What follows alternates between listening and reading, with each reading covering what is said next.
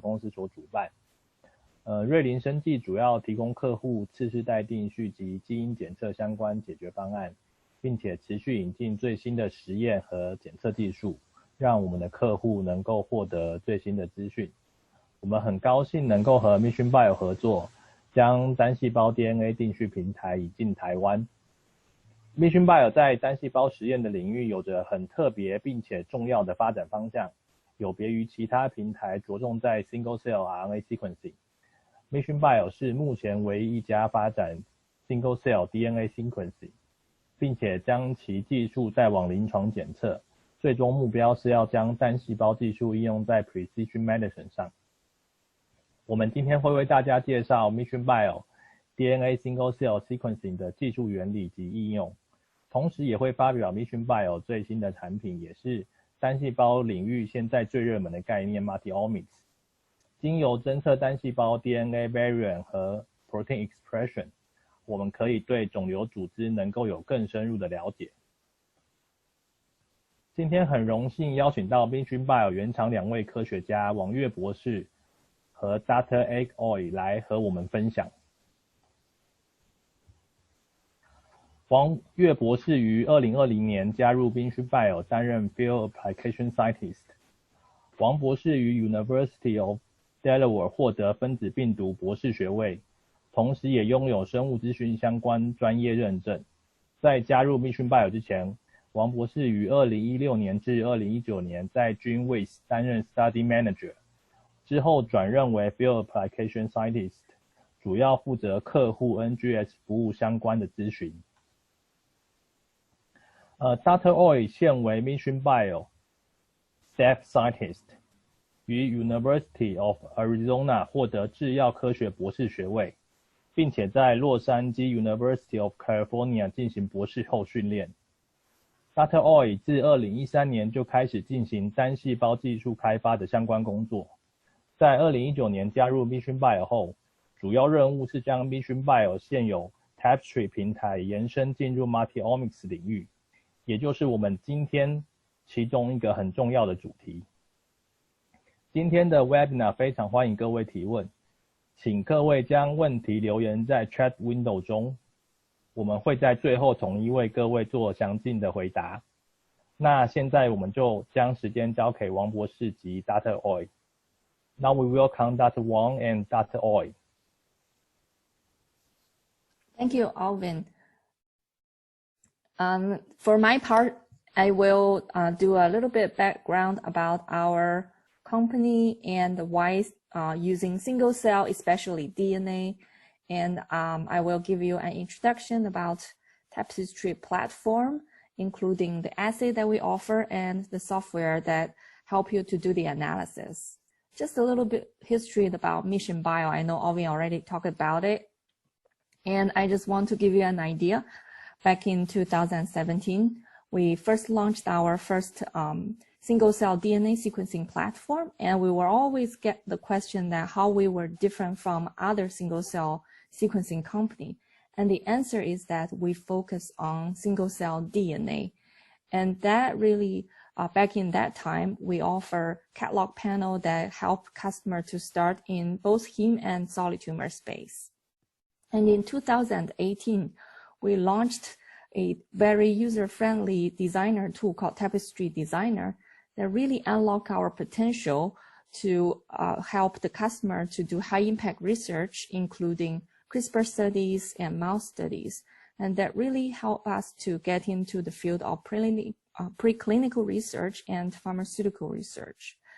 And in 2019, like Alvin mentioned, we were really hard at work to launch our platform into the multi-omics space, where the industry's first product that allows you to analyze DNA and protein at the single cell level. And that really helped the customer to understand genotype and phenotype at the same time.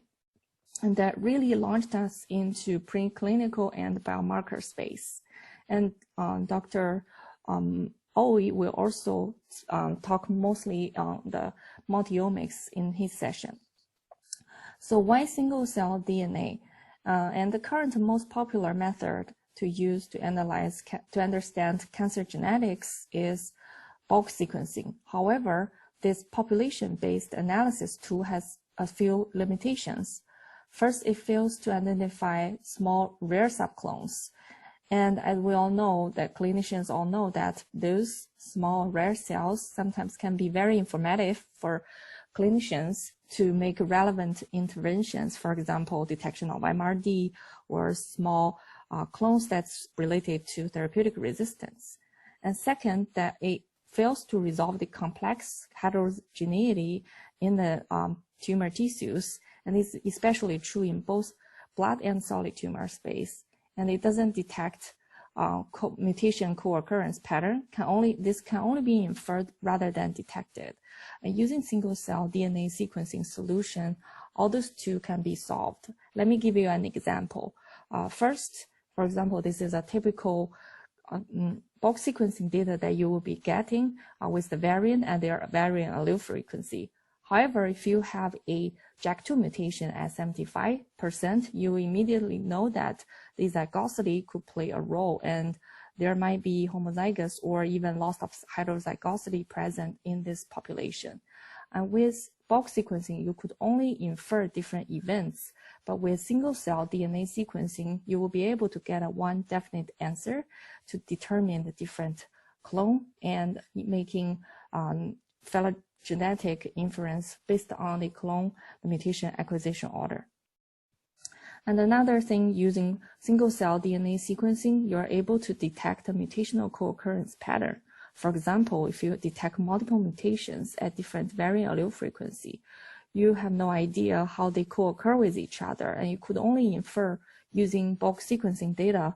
But using single-cell DNA sequencing, you're able to get one definite answer and construct phylogenetic tree to better understand the evolutional pattern of the different clones in cancer population.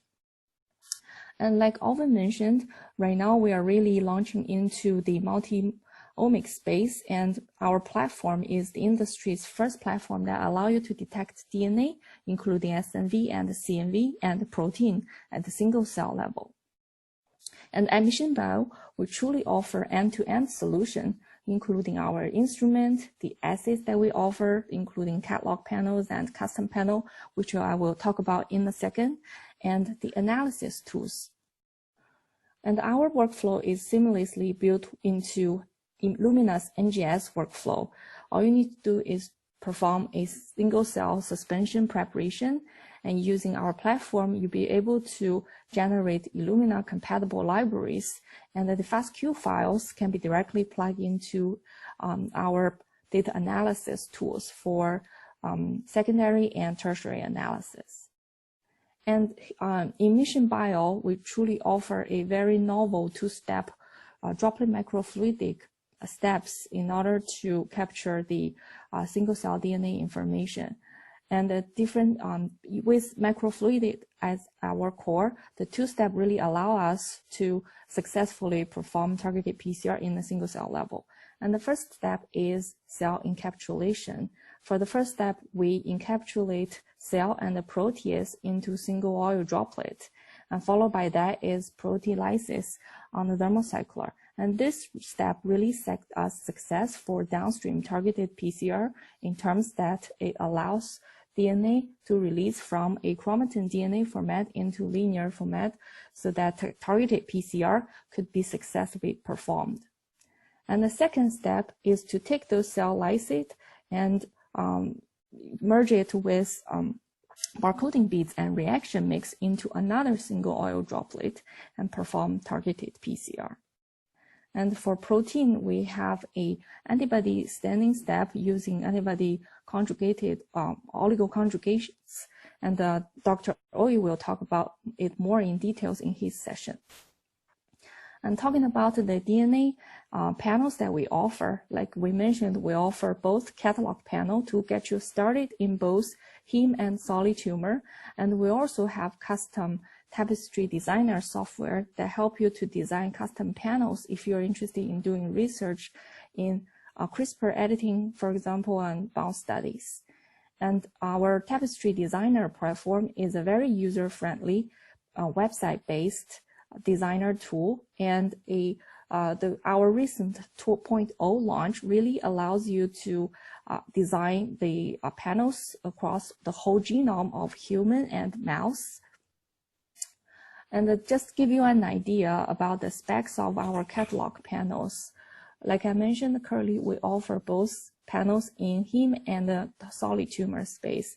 And taking the AML as an example, it targets 20 genes, including 127 amplicons.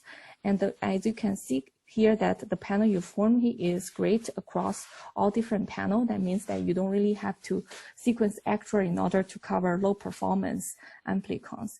And the sequencing depths that we recommend is 60 to 80 per cell per amplicon. And as we're using targeted sequencing approach, as you can see, we don't really need a super deep sequencing in order to cover these panels. Just a few specs about our platform. As we mentioned, Tapestry is current one and only multi-omics platform that allows you to analyze both DNA and protein at the same cell level. And for our DNA detection, the SNV assay that we offer allows you to detect mutations across hundreds of loci. And we also our panel also allows you to detect CMV at both gene and chromosome level. The cell throughput from Tapestry is 5,000 to 10,000 cells, and it allows you to identify rare clone down to 0.1%. And the panel that we offer, like we mentioned, includes both catalog and custom panel. And if you are interested in studying solid tumors, our platform is also compatible with single nuclei input. And our software also offer end-to-end solution. As we mentioned, we have Tapestry Designer to get you started with custom panel design, and we offer Tapestry Pipeline, which is a cloud-based platform that help you to perform secondary and insights to help you to perform tertiary data visualization. And just an overview of the publications that we have from the users in recent 2020, and as you can see that we have already several publications in both blood advances, and we also have a few publications in the bioRxiv. Okay, here, Dr. Ooi, floor is yours. All right, thank you. Let me pull out my screen.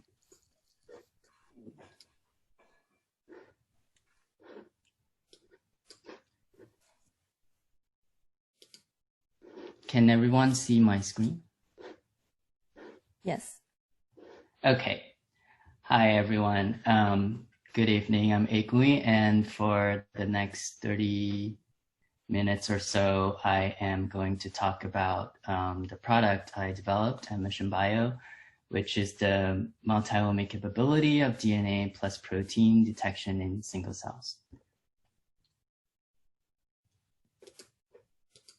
So just a little bit overview of the slides I'm going to go through. I'll touch a little bit on the technology, and then I'll go through a few slides on the data as well. And then at the end, give you a little sneak preview of what is coming next.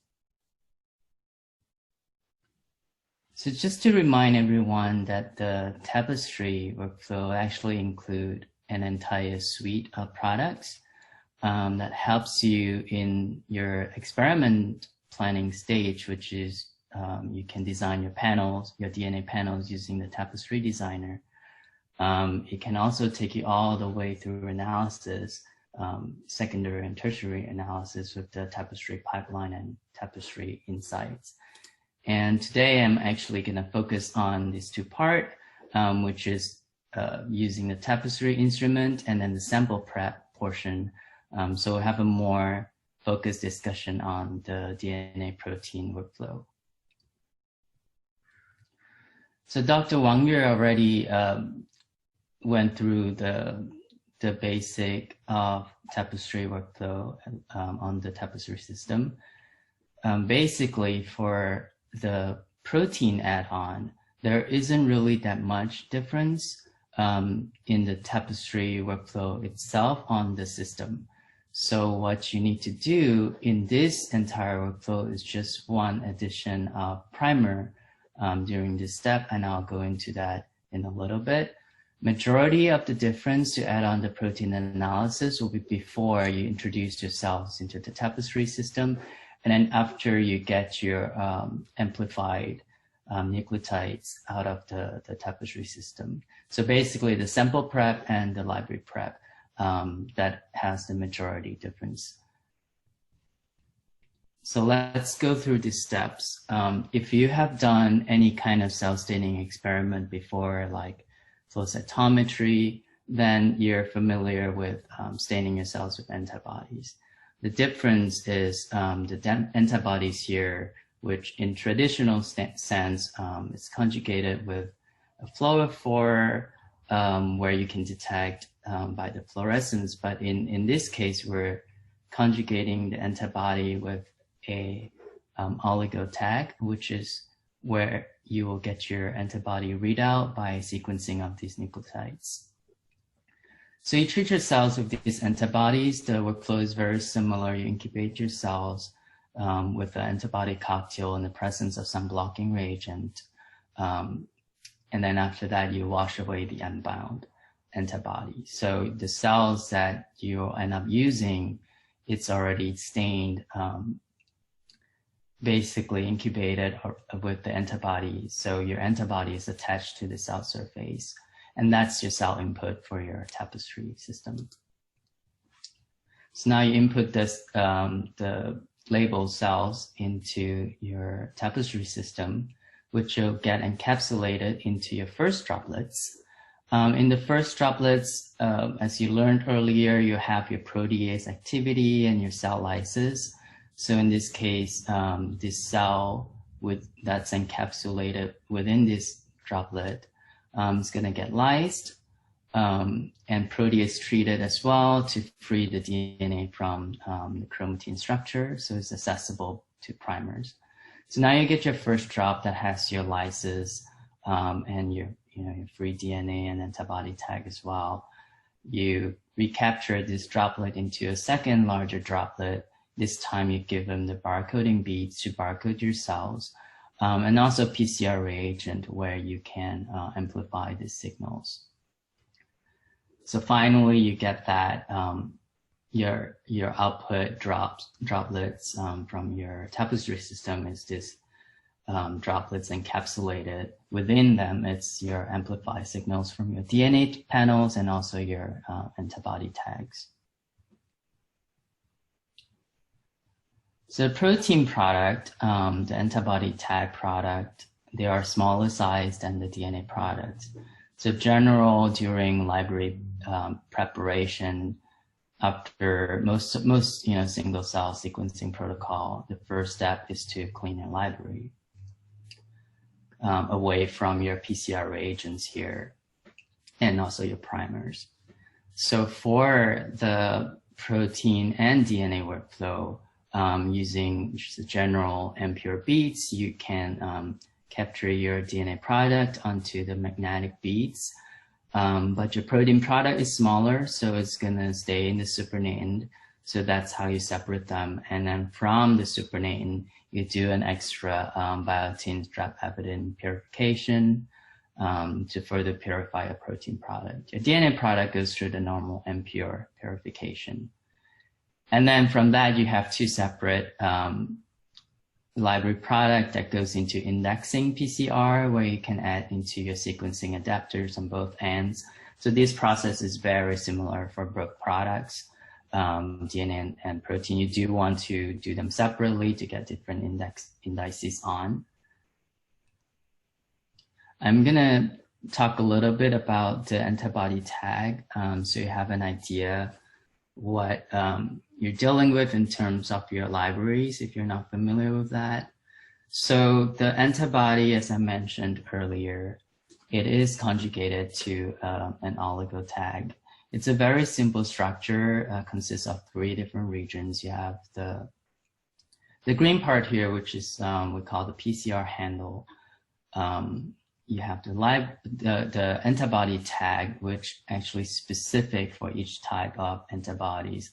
Let's say you have CD3 and CD9 in your protein panel. So all the CD3 antibody will get one specific tag, and all the CD9 antibody will get a different tag. So when you do your sequencing from your results, you can find your tag and match that to your antibody presence, which basically give you an idea of your protein expression in that cell. And then finally, capture sequence, I mentioned a little bit, that is the biotin capture site. So this product will stay in the supernatant when you first get your emulsion out of your tapestry system. You break the emulsions and do a purification of that, and this will stay in the supernatant. So you remove that and further purify that from all your PCR reagents and primers by using a biotin strap evident method. So within in your barcoding step in the tapestry system, this PCR handle, so this is the antibody tag primer. So the one extra reagent that you will add into your tapestry system workflow, and that is just one primer extra. This is a universal primer that will work on any antibody tag structures that we have. So there's only one primer to add. And this is this reagent will deliver into the second droplet, in which case it will extend and give you this common sequence. This common sequence is needed for the antibody tag to extend to extend and get you the cell barcode that's from the barcoding beads. So these cell barcodes give you the identity of your droplets, basically your cell. So from the antibody tag, it tells you what antibody is present, relate to what protein is present on your cell surface, and then your cell barcode is going to give you the information on which droplet or which cell basically your library is from. Just a little bit idea of what your library will look like. If you're familiar already with the DNA library, it usually looks around like this. It's somewhat a spread of your library, DNA library size, because the spread is due to, each of your amplicon might not be exactly the same size. We do have a range. So it's not going to be a very wide spread of the DNA library. But for the protein library, all the tag, these tag sequence, all of them, regardless of the antibody, share the same length. So you're expecting to see a very narrow peak from your protein libraries. And again, there are size difference. That's how you can separate them by size in the first step of your purification. So that was the technology overview of how we incorporate the protein and DNA workflow onto the tapestry system. And next few slides, I'm going to go through reviewing some data that generated using this workflow. One of the many questions I get, and actually I get asked this a lot, is how is the data compared to flow cytometry? So one of our early access tester, Sargil from UPenn, asked us to look into that as well. So we collaborated with him. His lab used these 5 AML cell lines and routinely, and they have a panel of 7 antibodies where they do multi-parameters flow cytometry on their samples. So we wanted to test the same panel they have. So I conjugated these antibodies with our oligo tag structure, and we run tapestry using these 5 cell lines all mixed together, along with a AML DNA panel. And this is the data we get. I have to say, actually, we're kind of surprised how closely they match up. The shaded areas are just to guide your eyes, easier for you to follow the data. But I've drawn the red lines here to see basically the levels of relative levels of these protein expression on these monoprotein cells across these proteins. And you see very similar trend using the flow cytometry data, which is on the right. You can also follow along just a single antibody and see how it varies across the cell lines, and we see very similar results. There are several differences here and there, especially here we have the Kasumi cells. It's kind of a medium expression at CD33 using Tapestry. It's a bit lower than average for the flow cytometry experiment. But it's not many, there is not that many differences. There are a couple of caveats for this direct comparison. Basically, these flow cytometry experiments are run cell line by cell line. It's multi-parameters in terms that they're running 7 colors together, but the cells are run separately. And for the Tapestry experiment, these are all mixed together. And we actually differentiate out the cell lines using the mutations, the SNV information from the DNA sequencing part. So there's a lot of data that we're able to generate from just one experiment run itself.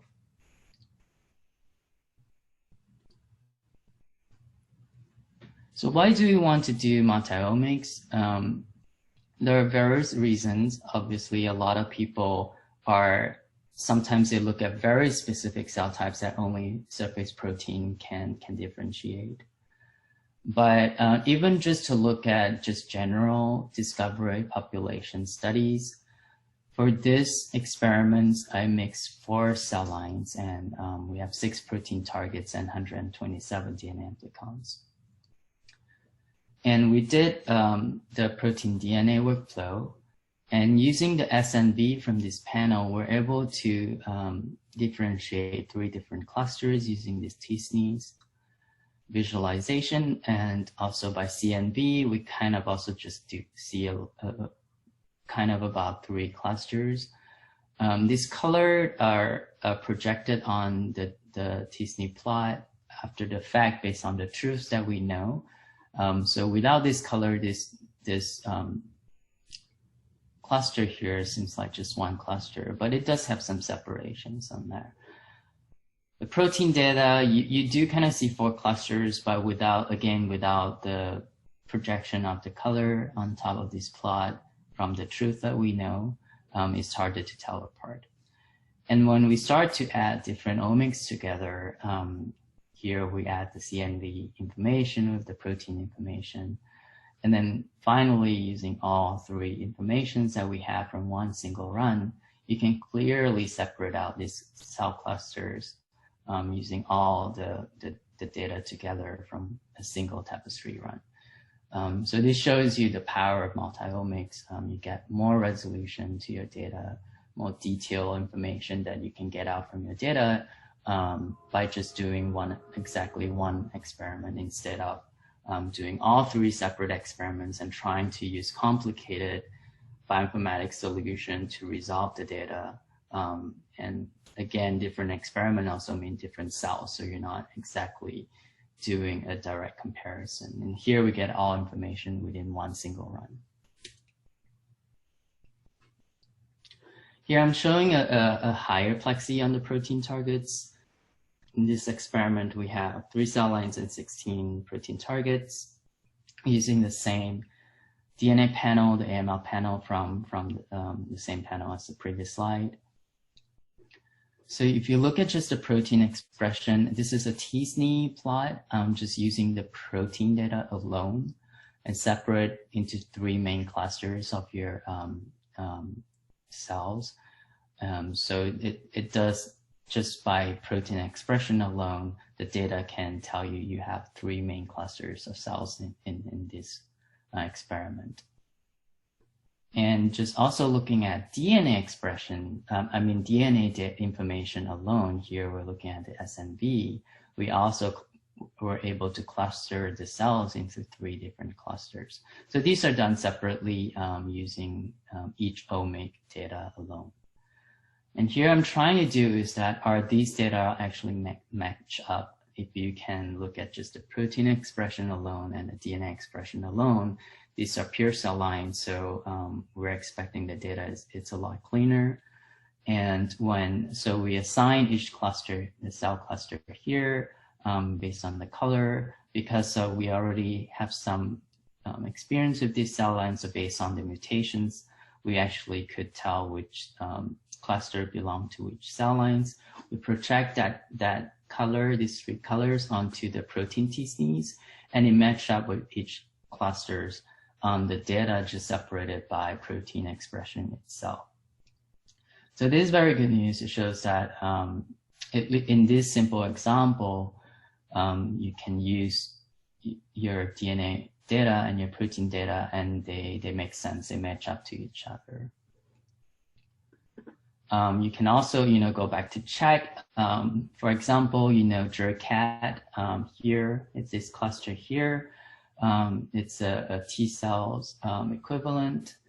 So you should be able to see T cells marker lit up in this cluster. So go back to your t-SNE plot from the protein expression. Purple, dark purple is high expression, and yellow in this plot is low. So you want to go to CD3, which is T cell marker, and you see, oh great, the data definitely match up. This is your T cell population that which is assigned JERCAT by your SNV data. If you're more familiar with FACS plots, a lot of our early access customers also like to see these kind of plots. So you can do a pairwise comparison using this normalized data, and it will make your data look similar to what you expect from plots, from your FACS density plots. So it depends on which 2 markers you're comparing. You can get 3 population or 2 populations of cells based on, the 2 markers that you selected for this kind of plots. So far I've only shown data from cell lines, but we can definitely apply this technology using clinical samples as well. This we collaborated with Chris Horrigan lab in the NIH National Heart, Lung and Blood Institute.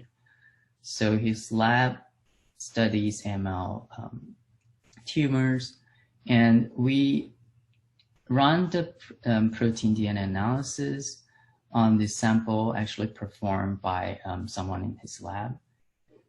And in a quick glance, just using SNV alone, you see 2 major populations from this sample. So it's a very, in terms of a cancer sample, it's a somewhat homogeneous sample. You get a big population of cancer, and then a smaller population of your normal cells. And CNV from this panel couldn't resolve much of this sample as well. There's some resolution, and we'll see. I'll walk through that a little bit through on the heat maps later. And then when you look at the protein t-SNE, you see actually, again, 1 major cancer population, and then you have 3 smaller populations. So we need to look into more details to see what this small population means, and does it match up with this your 2 populations from the SNV data. So now get your attention on the heat maps here on the right. The cancer main population is pretty large. So these heat maps here, they're kind of truncated, so we can actually have a more focused view on these smaller populations as well. But there's almost 5,000 cells on this population. And so by SNV, these populations here are actually this top 2 population. So these extra populations share a different protein markers here, but it does have the similar both SNV and the CNV data. So the CNV for this sample for the main cancer population and the subcancer populations remains the same, just like SNV. So it does have some small differences of the CNV. It detects some copy loss from chromosome 7 and chromosome 4 as well, which related to some of the observations we saw on the SNV data as well. So I want to stress that this custom panel by this group were not designed specifically to look at CNV. So if you want to plan an experiment with CNV, we have some guidelines how you should design your panels. But since the experiment is run, we can always look into the data for that. So even if it's not designed to use for CNV, we were still able to find some of the amplicons that give us some CNV information. But this could explain why we not get as resolved data out of the CNV information on this particular run. So now we look into this sub-cancer population on the protein data. We know from the DNA data that they belong to the same cancer clones. But here we're seeing actually there are different surface markers on these subpopulations. The main populations, you see expression of CD34, CD38, and CD90. Lower expression on the CD11B. So this specific population stood out because it has a higher CD11B expression, lower CD90 expression as well, and also higher CD38 expression.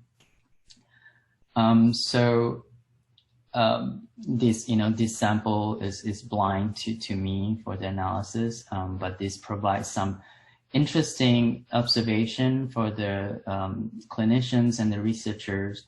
They can go back to your patient data and maybe they can find some interesting information out of this data.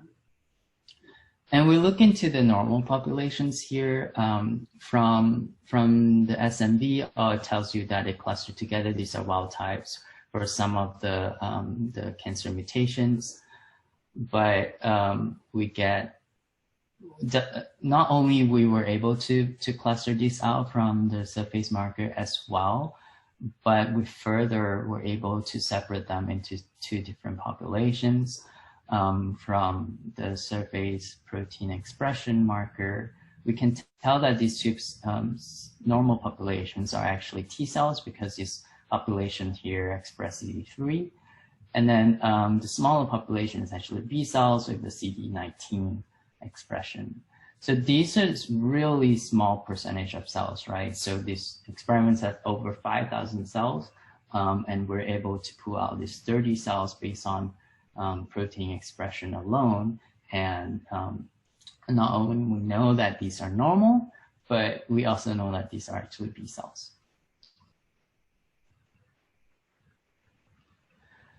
There are already a few early access labs that submitted their research results to preprints. So I encourage everyone go look at these two preprints. They're free on bioRxiv. They both have slightly different approach on how they use their protein and DNA single cell analysis. From the Ross Levine group, they focus more on the clonal trajectories in many AML patient samples. And then in the UCSF group, Adam Abate group, and Kathy Smith group, they look more into smaller number of individuals, but they track that that patient samples through different progression of the disease and as well treatment and treatment response.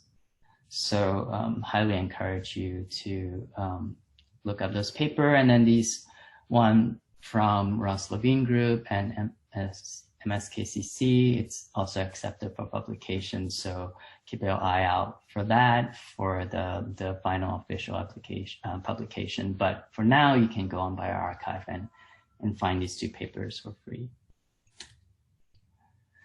So just give you actually just a pause here. I want to mention that all the data I presented so far to do these kind of experiments, we do have an early access launch already on this product. There's a menu that you can select up to about 16 antibodies from a menu. So it's an early access a launch. There will give you a protocol and some guidelines how to run this experiment.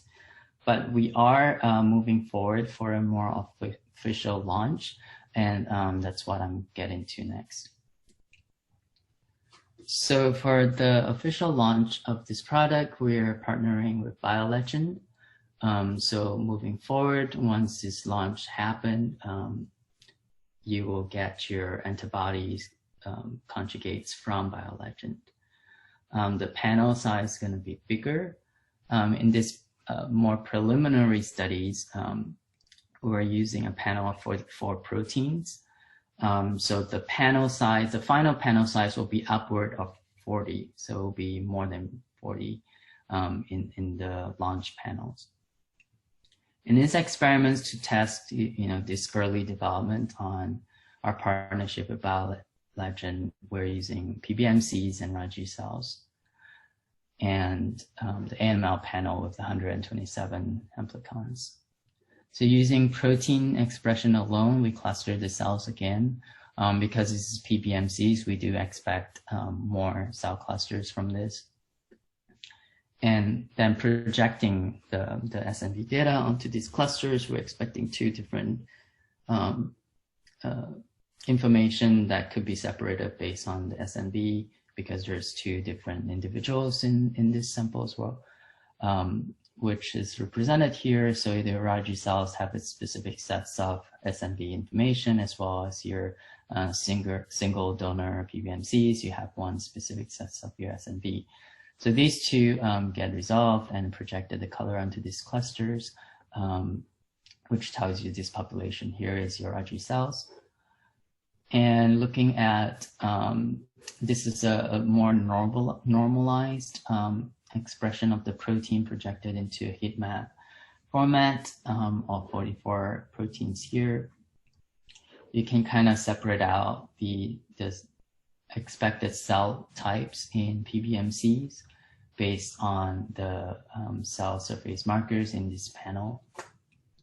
So to take a more closer look into these cell types and the expression profiles, so we have your T cells, natural killer cell monocytes, all 3 are B cells. These B cells are in the PBMC clusters, but we also have the Raji spikes in, which is the leukemic cells that is a B cell origin. So, so these are both B cell origins, but we should be able to separate them just based on protein expression alone without looking into SNV, because these should have some different cancer marker on the protein expression as well. And we do see that. We're seeing in the PBMCs, we're seeing more expression of CD22 in the PBMC B cells, but for the cell line B cells, we're seeing CD38 expression for these clusters, but not in the B cells of PBMCs. For the rest of the PBMC cells, you're able to separate them out based on these markers. You have CD3 positive for the T cells. Your natural killer cells of the CD16 and 56. Your monocytes and platelets. You could have your selectin and your CD13, so on and so forth. So just one experiment, you have more than 40 markers. You can separate out even complex sample like PBMCs.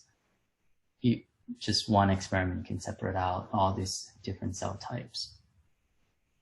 again, 44 markers were getting beyond the limit of flow cytometry of FACS.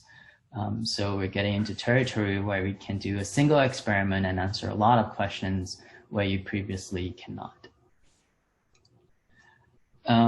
Another potential future application that I'm showing you the capability now, but for these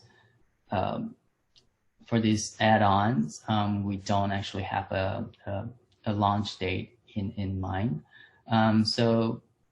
But I do want to share that we're able to use the antibody workflow, the protein DNA workflow, as a way of doing your sample multiplexing. You might hear this as cell hashing as well.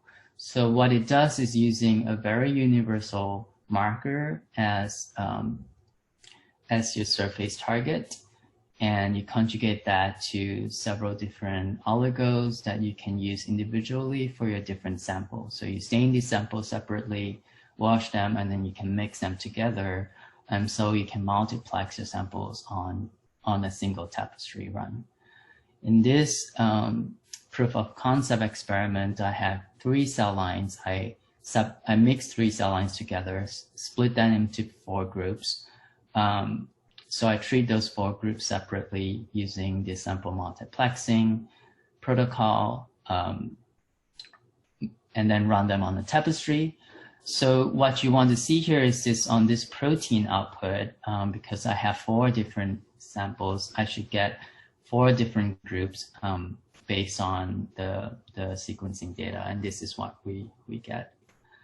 So that's very encouraging results. Here, looking at all the separate data, again, if you just focus on the SMB here, again, these are 3 cell types. So even though they're different samples, but there's just 3 same cell lines mixed together in 4 different groups, 4 different groups and 3 cell lines. And for your full run analysis on SMB, you should only see 3 because even if I separate them into different samples, they're still the same cells.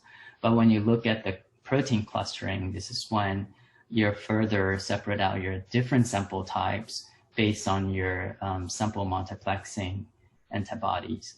And so here with your protein analysis, you'll see 12 different groups of your samples.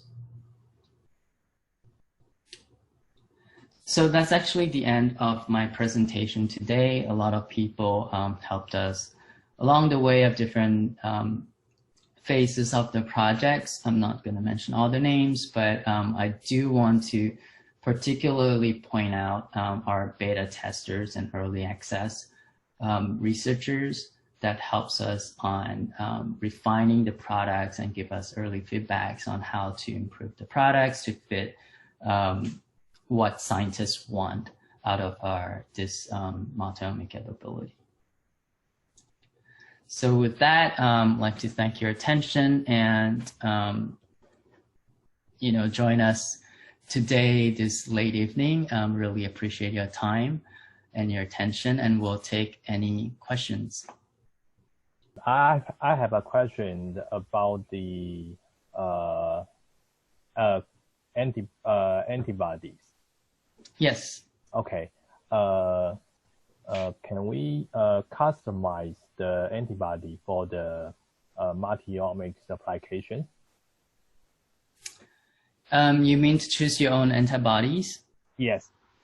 So currently, the current format, kind of yes and no. It depends on the early access. It depends on several factors. But we generally have a menu ready.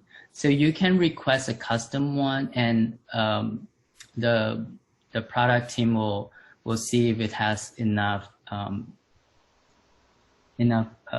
demand for that, and then we can build a lot for it. But generally now we have a menu that you can choose from. Going forward with BioLegend, the first offerings will be it will be a fixed panel, but we are planning on setting up a pathway where you can request custom product, basically custom targets from BioLegend. We don't have a timeline on when BioLegend and us will be able to take that kind of request for now. But we are thinking of moving to that direction in the future. But currently we do have, for the early access, there is a menu, and we do encourage you to request a custom target if you like. We review that case and case basis for now because it is in early access. And then moving forward, we have the fixed panel from BioLegend, and you can request a custom one from BioLegend as well. Okay, thank you. Another question is, what is the smallest cell population that antibody can detection? So number of cells, is that the question? Yes. Okay, great. Yeah, so this depends. So there, in terms of the protein plus DNA workflow, the main target is you do want to get enough cells into the tapestry system, right? So tapestry system handles a certain number of cells. We recommend our target cell concentration is around 3,000, and we want about 3,000 cells per microliter, and we want about 35 microliters of that going into the tapestry system. So your input is about 100,000 cells and above. But for protein DNA, you do have to go through a cell staining and wash steps. And this varies for different cell types. So some sample types, you can do your stain and wash and you retain more than 90% of cells. For some sample types, your cells might actually die during this process if the cells are pretty fragile. So it depends on some sample types, and the users alone should be the expert on how their cells behave. We generally recommend starting your cells into the antibody labeling step at around 500,000 to 1 million cells. So with staining and washing, you should definitely have more than 100,000 cells that you need for your tapestry experiment. Okay, thank you. Another question is, how many antibodies you can multiplex maxima for each sample? So the limit is, it's hard to test the limit, right? So we're still building up the panel. I can tell you we've tested above 50 and it's fine. And I know the limit is even higher. Similar technologies in this, for example, proximity extension. So this is the different technology completely, but they've been around for much longer, and they've done over 100, 200s even. So I think the limit is, we haven't reached the limit yet. Internally, we've tested 50 something, and and we don't see any actually dip in the performance on that. And so it's just a matter of us getting the conjugations made and put it in the panel so we can test higher number of antibodies at the same time. But just as your DNA panel size, when you plan an experiment, of course it's always, you think it's better to have more, but when it gets to your sequencing costs, it'll add up exponentially when you keep adding up your panel size. So it is a kind of a balance between, if you want a more focused question, you can have a smaller panel size and get your answer out without spending too much money. Or you can use all the antibodies that we can offer, and you know, if you want to do a more discovery approach on your experiments to get more answer out of it, but then you'll spend more money on the sequencing. Okay, thanks. 线上的各位不知道还没有任何的问题。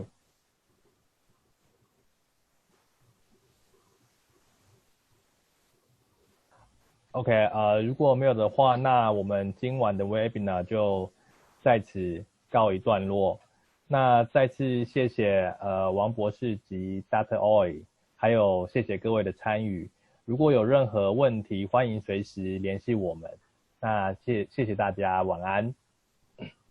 Thank you, everyone. Okay, Bye. Thank you. Bye. Thank you. Good night.